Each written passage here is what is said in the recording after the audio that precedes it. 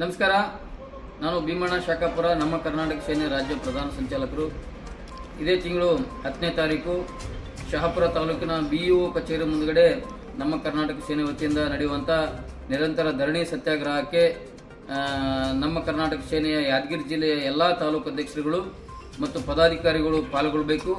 ವಿಷಯ ಏನಪ್ಪ ಅಂತಂದರೆ, ಶಹಾಪುರ ತಾಲೂಕು ಸೇರಿದಂತೆ ಯಾದಗಿರಿ ಜಿಲ್ಲೆಯಾದ್ಯಂತ ಅನಧಿಕೃತ ಶಾಲೆಗಳು, ಅನಧಿಕೃತ ವಸತಿ ಶಾಲೆಗಳು, ಅನಧಿಕೃತ ಕೋಚಿಂಗ್ ಸೆಂಟರ್ಗಳು ಎಲ್ಲೆಂದರಲ್ಲೇ ನಾಯಿಕುಡಗಳಂತೆ ಎದ್ದಿದ್ದು, ಇವೆಲ್ಲವರ ಮೇಲೆ ಕ್ರಮ ಕೈಗೊಳ್ಳಬೇಕು ಅಂತೇಳಿ ನಿರಂತರವಾಗಿ 2 ವರ್ಷಗಳಿಂದ ನಮ್ಮ ಕರ್ನಾಟಕ ಸೇನೆ ಹೋರಾಟ ಮಾಡ್ತಾ ಬಂದಿದ್ದರೂ ಸಹ ಇಲ್ಲಿಯವರೆಗೂ ಯಾದಗಿರಿ DDPI ಅವರಾಗಿರಲಿ ಮತ್ತು ಶಹಾಪುರ BEO ಆಗಿರಲಿ ಯಾವುದೇ ರೀತಿಯ ಕ್ರಮ ಕೈಗೊಂಡಿರುವುದಿಲ್ಲ. ಹಾಗಾಗಿ ಶೀಘ್ರ ಇದೊಂದು ತಾರ್ಕಿಕ ಅಂತ್ಯ ಕಾಣಿಸಬೇಕು ಈ ಒಂದು ಹೋರಾಟಕ್ಕೆ ಅಂತೇಳಿ ಈ ಸಾರಿ ಶಹಾಪುರ BEO ಕಚೇರಿ ಮುಂದುಗಡೆ ನಿರಂತರ ಧರಣಿ ಸತ್ಯಾಗ್ರಹ ಕೂತ್ಕೊಳ್ತಾ ಇದ್ದೀವಿ. ಈ ಒಂದು ಹೋರಾಟಕ್ಕೆ ಎಲ್ಲರೂ ಕೈ ಜೋಡಿಸಬೇಕು.